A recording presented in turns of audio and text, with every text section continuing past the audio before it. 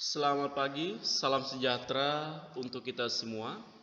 Pada hari ini kita akan kembali untuk memulai kembali pelajaran kita di bab yang ketiga. Kita akan lihat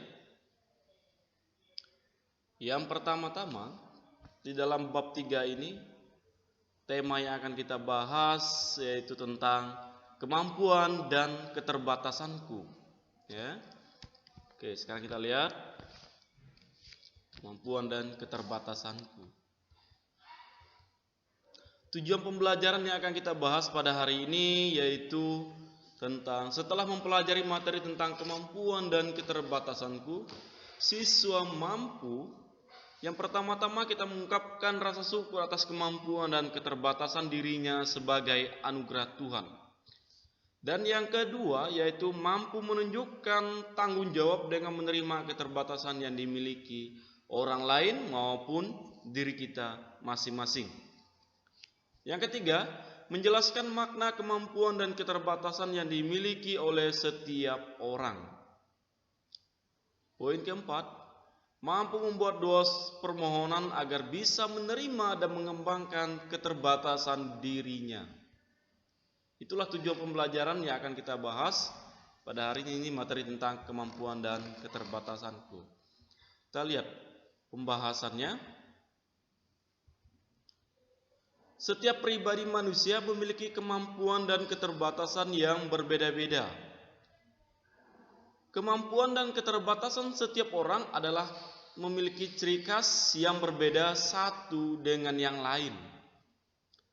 Terkadang manusia kurang menyadari akan kemampuan atau kelebihan maupun kekurangan yang dimilikinya, sehingga pada dasarnya dia merasa minder dan kurang percaya diri. Adapun contoh-contoh kemampuan dan keterbatasan yang sering kita jumpai dalam realita kehidupan kita masing-masing. Yang pertama-tama kita lihat dari segi kemampuan.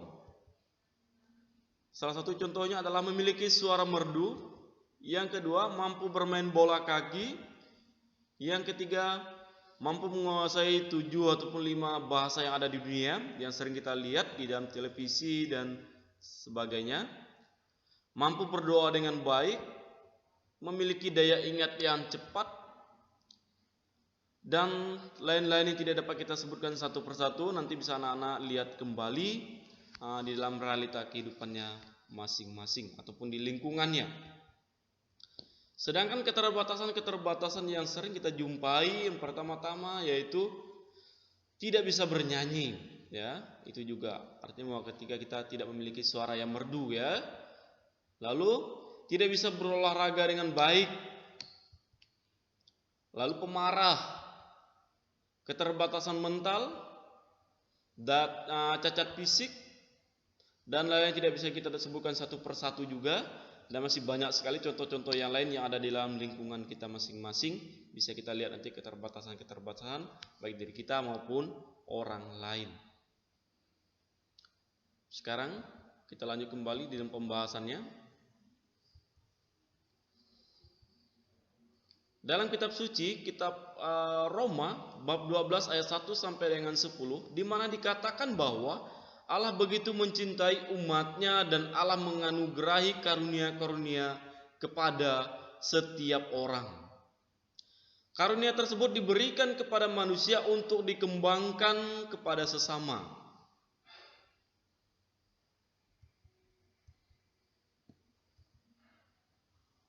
Allah menganugerahkan kepada masing-masing manusia aneka kemampuan, bakat, keterampilan, serta kepandaian secara cuma-cuma.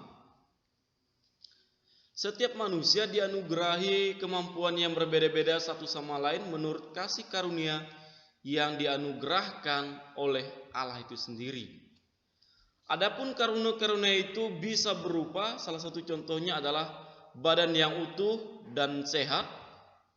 Lalu dapat pula berupa karunia untuk bernubuat, karunia untuk melayani, karunia untuk mengajar, karunia untuk menasehati.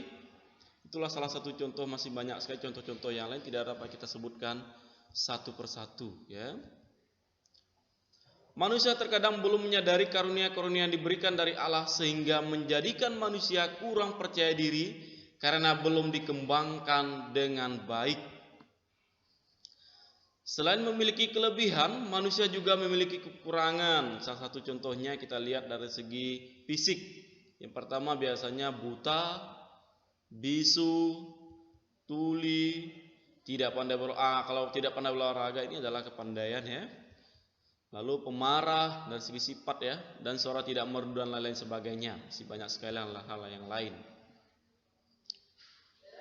Poin selanjutnya yaitu segala keterbatasan atau kekurangan itu hendaklah jangan kita tolak, melainkan jadikan sebagai kesempatan bagi manusia untuk mengoreksi dirinya masing-masing dan memperbaikinya, serta berjuang untuk meraih kesuksesan.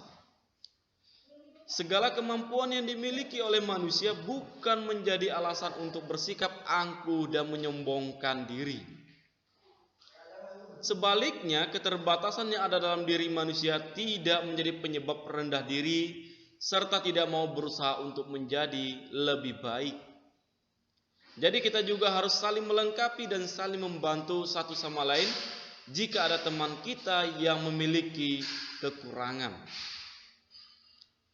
Kemampuan yang kita miliki harus kita kembangkan dan kita persembahkan kepada orang lain serta untuk gereja, bangsa, dan terlebih untuk Allah itu sendiri. Selesai sudah pembahasan kita dan sampai jumpa di pertemuan selanjutnya. Akhir kata, Bapak mengucapkan terima kasih.